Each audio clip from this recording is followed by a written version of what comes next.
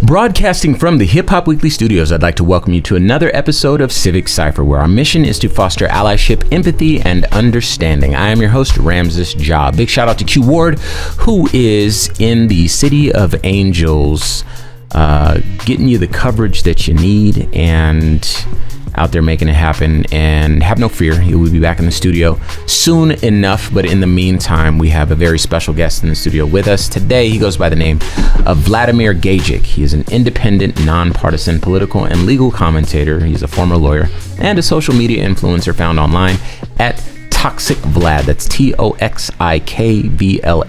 So welcome to the show. Thank you for having me. Yeah, appreciate you coming on. The crazy thing about kind of the goings on right now around the country is that one of the things that we were concerned about when we did the episode on Project 2025, when we had to kind of cover the rulings from the Supreme Court once Trump took office, and his attempts to circumvent certain rulings and ultimately limit the powers of the courts, is that for a lot of folks, they don't really know what that means or how that looks.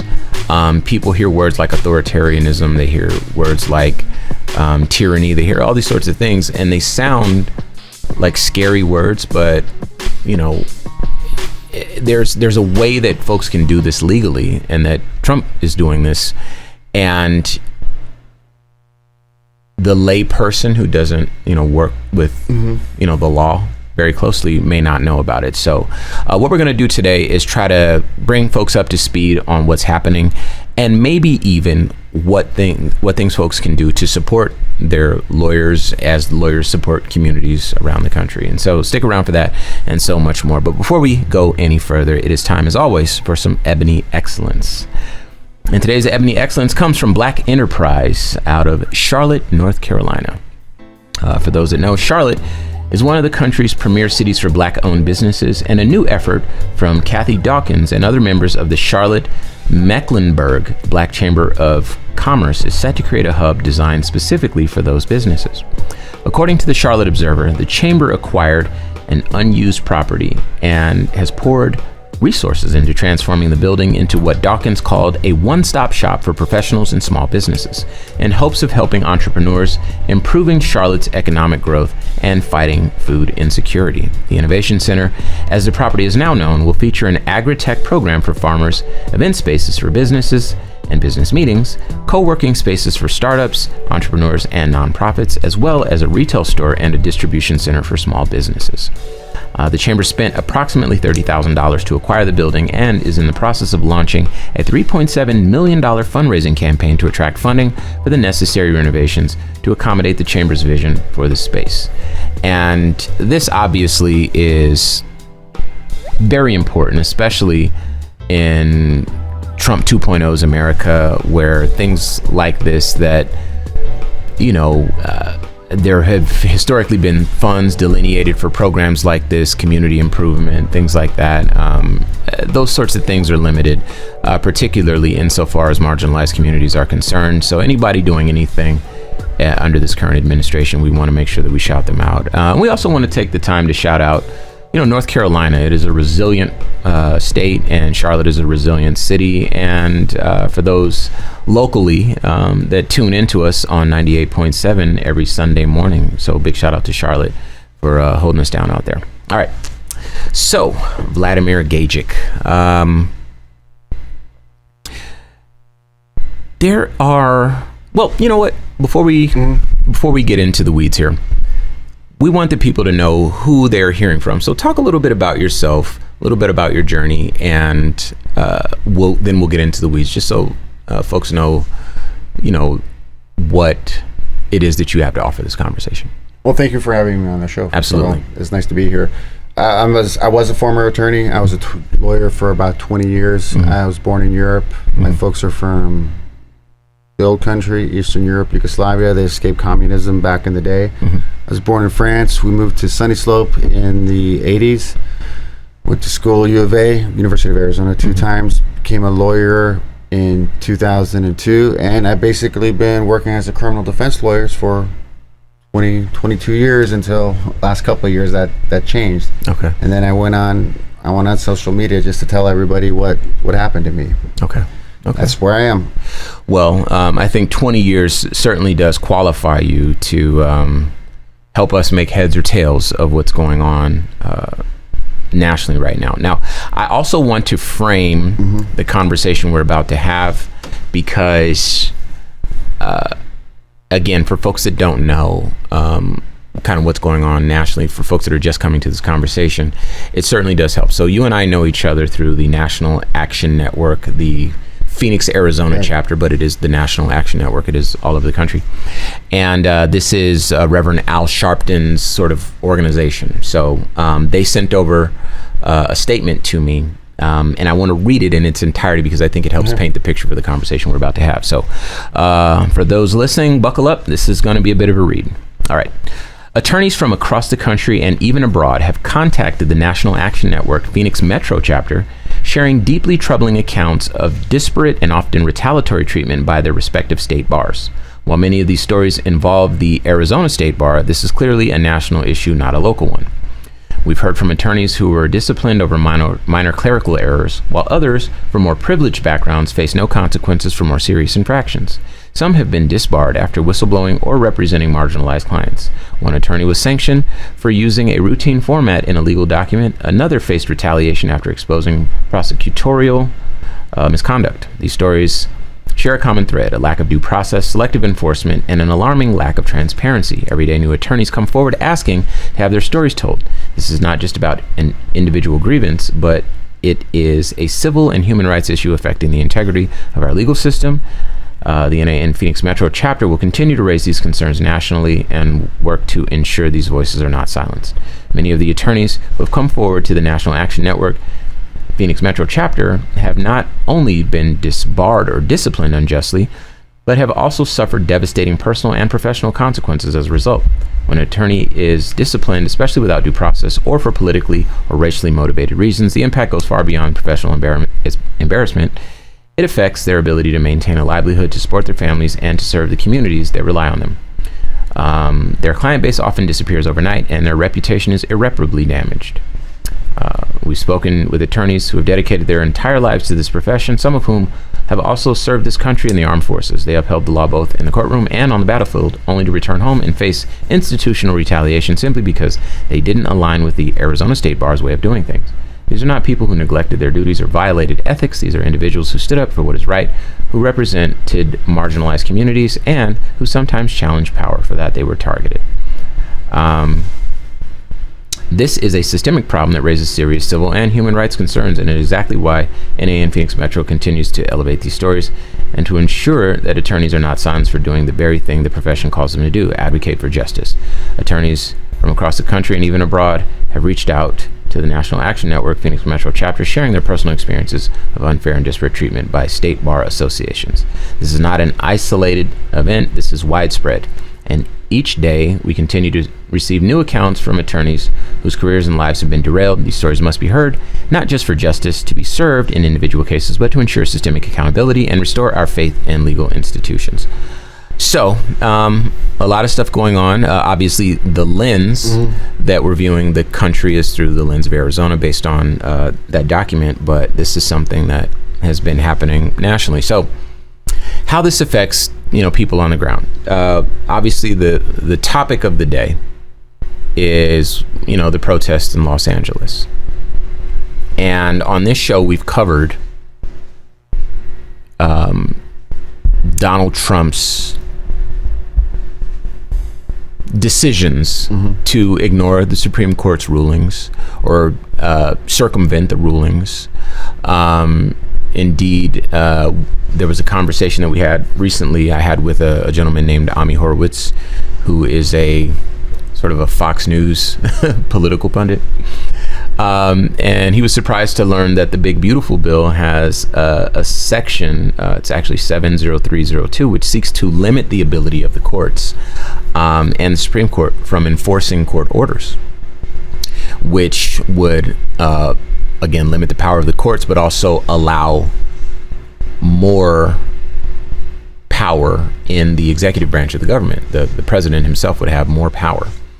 And one of the big things that happened over the weekend was Donald Trump deploying the National Guard in the state of Los Angeles, which is something typically that a governor would do. And now Governor Newsom is suing him. So I guess the question we're going to start with is this something why is this something that people should be concerned about, limiting the powers of the judicial branch and ignoring the executive branch, ignoring court orders by the legislative branch? Well, I would say in theory, we have three co-equal branches of government, and the idea is that the courts interpret the law. But I forget which Supreme Court justice or which president it was. I think it was actually Andrew Jackson. There was if you remember Andrew Jackson from 1820s, there was a Supreme Court decision. Yeah, I remember that guy. Or just the name. But he said, how many divisions does the Supreme Court have? The Supreme Court, the power of the Supreme Court to enact its rulings is predicated on a president who's willing to enforce it. Sure. So in 1954 or 1964, the Brown versus Board of Education. I think it was 1954. Eisenhower says, I'm going to enforce Brown versus Board of Education. I'm going to put, I think it was 82nd Airborne or 101st Airborne, and I'm going to enforce these kids, they can go to school. Because if Eisenhower doesn't do that, nothing happens. So how concerned should the public be ignoring? It should be very concerned. Okay. It should be very concerned. I will caveat that in saying, though, is he ignoring? I mean, can you say genuinely that he's doing something different from other presidents? Like, what is the thing that Donald Trump has done or the administration has done that's different from other presidents? Because as far as the National Guard goes, I distinctly remember after the Rodney King riots, that I think Marines even from Camp Pendleton were deployed in the Rodney King riots, if I remember right, and that was President Bush who did that. Okay, so the president deployed the Marines and the National Guard, and not the governor. The Marines is DOD. Yeah. So that's actually, and that was in I remember Marines walking through 92. The streets in 92. You remember that during the Rodney King? The Rodney King riots. So I don't think that's unprecedented. Well, so and New Orleans too, I think. So here's the thing. You're going to know more than I do and all of our listeners do, but my understanding is that typically a governor calls out the National Guard. So there may be... But he federalized. That's what happened in 1954. The president federalizes him because... So this is actually Brown versus Board of Education. Okay. The governor didn't want to call out the National Guard. Oh, okay. Because it was that one... What's his... I know what you're talking about. Segregation now, segregation tomorrow, segregation... Yeah, I know. That guy. Yeah, I know. He didn't want to do it. He didn't want to let the integrate the schools, and so the president needed to deploy the National Guard. Okay. So that ultimately... Because I saw that lawsuit. It's like by Gavin Newsom. That to me is show. Like, a governor can't sue the president and say you can't use the army this way. Like, the president can bomb anybody he wants. He bombs Cambodia if he wants to. He bombs Iran if he wants to. Okay. I think it's theatrics on his part. Okay. That's how I interpret it, because he is the commander in chief. Sure. So with that in mind, This remember when I talked about the big beautiful bill, section the 70302, yeah. Right. So let's make that live a little bit more, because that's been widely covered as almost like a secret, like backdoor, like a sneaky provision or section or whatever that many of the people that voted on it didn't know about. It was rushed and it was like really long, and then that was just kind of buried in the middle, and it had nothing to do with budgets or anything like that. It just kind of limited the court's capacity to hold people that violated lawful orders in contempt, meaning that the president would be able to, or anyone who aligns with the president, I imagine this is how it will be used, would be able to go against a judge's ruling as long as they're behaving on behalf of the president, and they would kind of exist outside of judicial reach. This is sort of my basic level understanding of it. So talk about that. All right. So the way I understood and looked up the law is whoever is a plaintiff. So this is talking about like a private party. Let's say it's like not the NAACP, like the ACLU sues somebody, right? Planned Parenthood sues somebody, and the other side isn't following the judge's order. That the plaintiff, the private party, has to put up some amount of money to make sure it's insurance, basically, is what it's saying, right? The way around it, though, is the judge can just make it $1. He can literally just say, all right, the amount of money the plaintiff has to post for me to enforce to have a contempt order is $1. So it's not saying what the minimum amount is, that because there's a security provision. It's requiring security posted by the plaintiff before any contempt order is issued. That's kind of boilerplate as far as I do criminal law, right? I'm not a divorce lawyer. I don't sue big law firms. I don't do any of that stuff. But when I did do a little bit of it,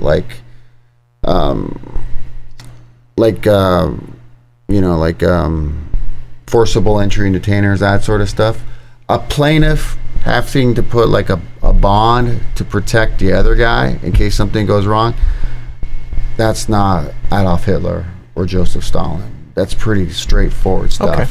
So if that's the case, then why is this buried? I don't know. In So how about this? How could this benefit Trump with what many people feel is a very authoritative approach to my way or the highway? So I understand what the question is, and the point being is that he's going to ignore a judge's order, and the enforcement provision is that a judge says, I'm going to hold you in contempt if you don't follow my order, and this makes it harder for a judge to have a contempt ruling because the plaintiff has to post a bond. But think about it though. So Trump is using this loophole, let's say, to ignore a judge's order. He's ignoring a judge's order. What difference does it make? If that's really the case, if this president is King Trump and he doesn't care what a judge says, now what difference does it make if it's even easier for him to ignore an order? Like he's ignoring an order. Okay, but it's going to make him easier for ignore an order. Okay, so it's going to make him easier for him to do what he's already doing anyway. Right. Like what's the...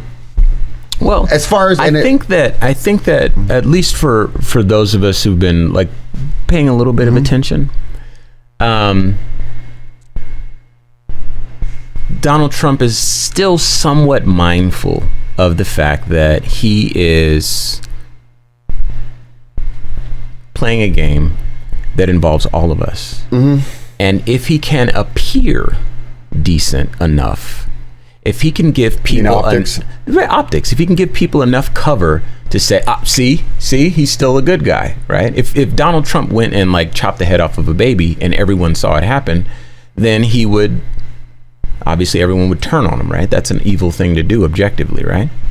But if Donald Trump said, if he manipulated the optics somehow, there's a group of people that need to believe Donald Trump's version of the truth, whether or not it's the shared reality for all of us, right? And he does this in real time. He will change the optics of the narrative in real time. And so my estimation is that something like this might serve to provide him some cover, something to fall back on, something to, whatever. And again, if he's ruling, one of the things that he did initially when he was signing all the executive orders was, when judges would hold up his executive orders with lawsuits or rulings or whatever, he would start to say, oh, well, this judge is un-American, this judge is, somehow it would be the judge's, a personal attack on the judge rather than accepting and respecting the fact that this is a co-equal branch of government and this is a hill that the administration we have to meet this challenge and so forth. So having something buried in a budget bill like this feels a little sneaky, and maybe it's to that end, but I don't know. So your thoughts? So just let me say one caveat or disclaimer is I hate judges.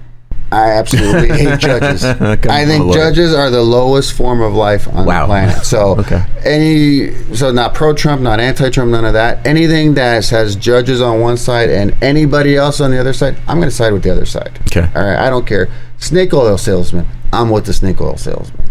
I don't care who the other side is. I will never ever take side with judges. Okay. Ever. Will you admit that in this country, that framework that was established by the founding fathers, based off of previous empires, going back perhaps to the dawn of civilization, where this society learned from the society before, so forth and so on, we got to where we are, and this is a newer country in terms of like superpowers. We got the sum total of all that human knowledge and all these great societies, and our founding fathers built this country based on that, so that this empire could last, like 5,000 years, like a China or something like that, right? And so far it has worked, and so far there hasn't been any challenges to the foundation of the country like this one. So would you at least allow for judges to have some place in society? I think it's been recent. I think my disdain for judges and the judiciary, it's very, very recent. I think I started practicing in 2002. I thought that all the judges back 2002, pretty much up until 2015 or so ish, were awesome. Okay. Just awesome straight shooters. Like, it really worked the way it was supposed to. So I think just recently it's changed. Okay. So what changed? I think the Russiagate stuff had a lot to do with it, personally. I think personally for me, just with my own background and my own name, having to share the same first name as the president of Russia, I think the Russia all the time, I think I felt that personally. Okay. I think I felt with my name, I'm always the bad guy, no matter what. Like, literally, no matter what, I'm always the bad guy. And I think judges are just as partisan as anybody else. Oh, okay. I see what you're saying. So the judges... Okay, gotcha. Yeah. No, that makes sense. All right, now for the people,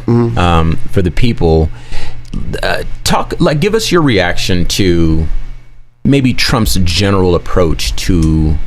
How about this? When... We'll call it half the country. Okay. It's half the country, for the most part. Voted for... Kamala Harris, half the country voted for Donald Trump. It's typically the way that things like that go. Democrats famously lost a lot of... They lost the White House, and then lost the races in the Senate and the House. And everything after that became, at least for a moment, okay, now our fight goes to the courts. Okay. Democrats are going to take their fights to the courts. And for a lot of people that really respect the two-party system in this country, or people that respect the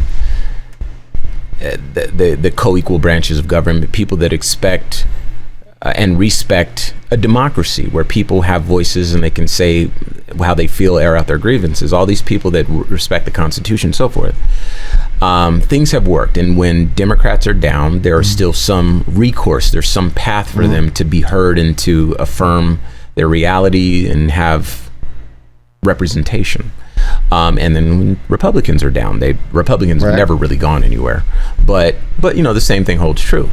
We saw it under Obama. Obama was blocked at every turn. That was Republicans exercising their limited power at the time. So when Democrats say, okay, after they losing the last election, we're going to take the fights to the courts, and then again for half the country to see Donald Trump ignore the courts or launch attacks on the courts based off of things that many folks read in Project 2025, document, do they have a right to be concerned about this? And when people say that this erodes the foundation of a democracy, are they correct? Your thoughts? All right. So one thing I wanted to say too, and you had brought it up, is about how the provision was kind of snuck in at the last minute. One thing I will say though is you can never be wrong by just assuming government is incompetent and lazy and does everything. Okay. Right? Don't of course there's cynicism. Of course there is cynicism and evil and things like that. But something like that, I have a really hard time believing that Donald Trump had this master plan of sticking in this provision. Oh no, I don't know that it's Donald Trump. He didn't. I don't think I had anything. Yeah, he's not a writer, but the people that want to fortify him. Yeah, you know. But in any event, it's just such a weird. It's just such a weird provision, and I don't see Trump as being the kind of guy who resorts to technicality. Do you want me to look right here? No, you're good. Yeah, to resort to technicalities. Like I see, my opinion is the appeal of Donald Trump is I'm going to do it. I don't care if I have this legal provision. Or I do have this legal provision. He's not the kind of guy who resorts to technicalities. The appeal of Donald Trump is, I'm going to do it because I can do it. Okay. Period. As far as eroding the democracy is, I will say this, and this goes back to my own name and my own experiences with Russiagate. I saw the Democratic Party impeach Donald Trump, and I'm not even Russian, right? My name is Serbian, so I'm not Russian. But I took it very personally that the Democratic Party, this party of equality, of egalitarianism, of your identity doesn't matter. It doesn't matter if you're black, you're white, you're gay, you're straight, your religion, any of that doesn't matter. Really, really hates Russians. And I took that very personally. So I find it very rich for all of a sudden the Democratic Party to be griping about him fighting the courts and eroding democracy when his entire, and I'm not saying I agreed with his positions or any of the politics, forget all that. I'm just saying that the man was blamed for being a Russian agent, and you could not have said that about any other country in the world. You couldn't have said that about Israel. You couldn't have said that about Mexico. You could not have said that about any other country but Russia. And I felt that personally. Okay. All right. Well, obviously we have a lot more to talk about. So, you know, as we make sense of what's going on in the country, hopefully you'll stick around for the next half. Of course. Okay. Appreciate it.